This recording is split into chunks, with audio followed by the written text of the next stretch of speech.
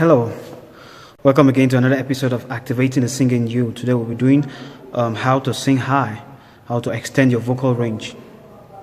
And before you are able to extend your vocal range, there are some things you need to understand. You need to understand about the vocal registers.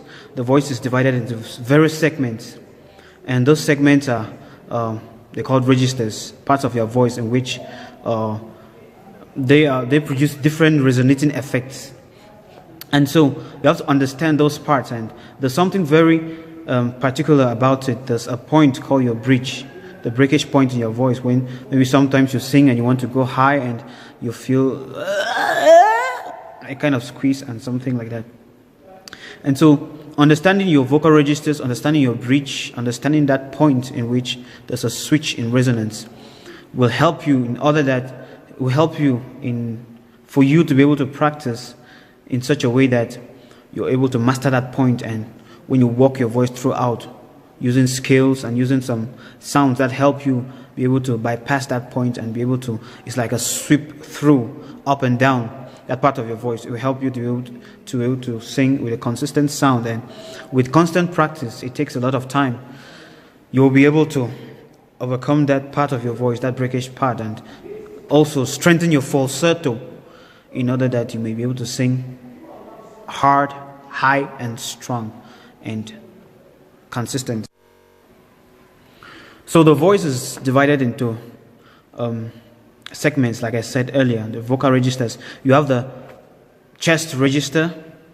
It's your normal speaking, your normal singing voice when you sing normally. Hello, how you doing? Yes, I'm doing fine. Yes, the normal where you speak and sing your normal range, your comfortable zone. That's your chest register. And you have the head register. It doesn't sound restful down here. You feel the resonating effect somewhere up than just down here. Yeah.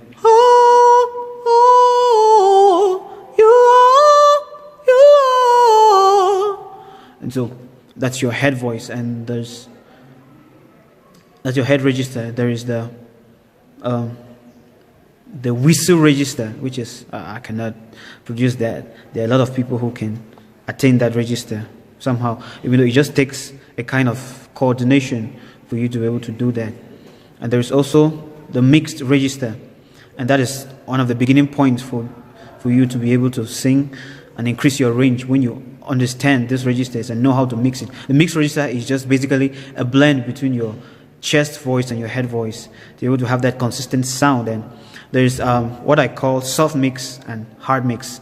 Soft mix is being able to go up through your range, up and down, without any noticeable change. That is smooth transition with a soft tone. And hard mix is more like belting. You're using some heady quality, heady sound, heady tone, and you're using some chest tones, and you're mixing them up. For example,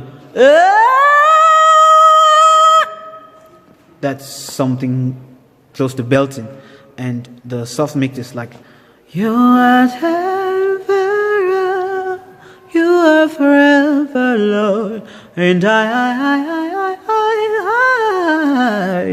So, I'm able to coordinate my voice in such a way that I'm able to sing, go up and come down without a real noticeable change. And so you need to understand those parts of your voice. So sometimes you can easily notice your bridge or your break by just singing. Try to sing and go high and go high and go high. At that point where you feel an uneasiness, that's where your falsetto now is. That point where you feel a lot of uneasiness, and it's like it's shaking. It's like your voice is shaking at that point. That's the main target in being able to sing high, especially for males. For females it's easier because normally their voice is sharp, and they often speak like, wow, where are you from? Hey, Mama Mia. And so somehow they have been working their bridge in such a way that they can be able to sing high, up and down without somehow any noticeable break point. Though for some it's possible and for some it's difficult. And we males, we mostly speak with we want to sound manly. And so we mostly, at most parts of our life, except maybe you have grown into it and you have been practicing it singing while young and growing into it. But everything is possible.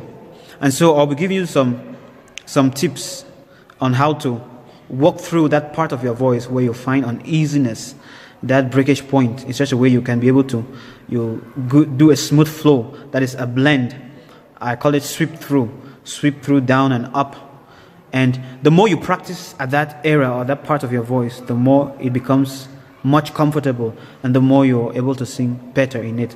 And when you practice, we use some sounds. After that, we try to use some skills in order to pass that.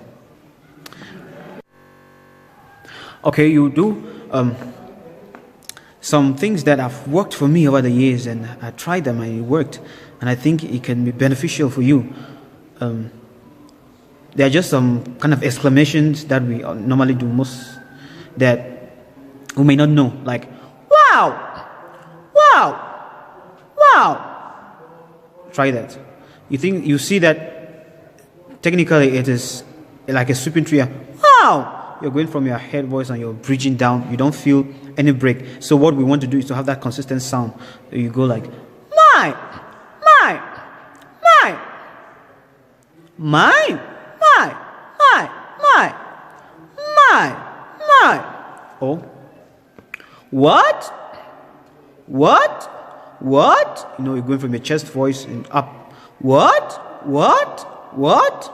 That's our main point, is to walk away that bridge point that disturbs us from being able to hit some notes that we want to hit, or being able to go high as we basically want to. And so you can do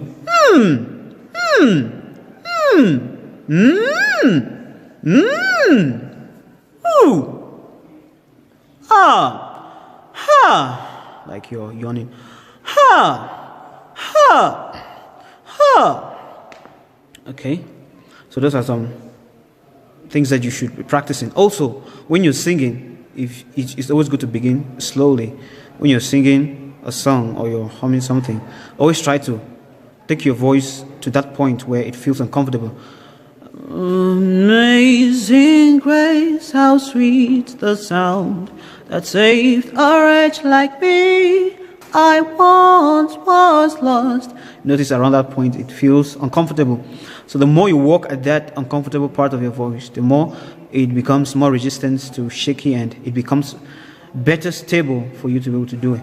And if you follow the second episode we did, warm-ups, you can walk most of those scaling exercises we did. A lot of scaling exercises help when you do them and you modulate.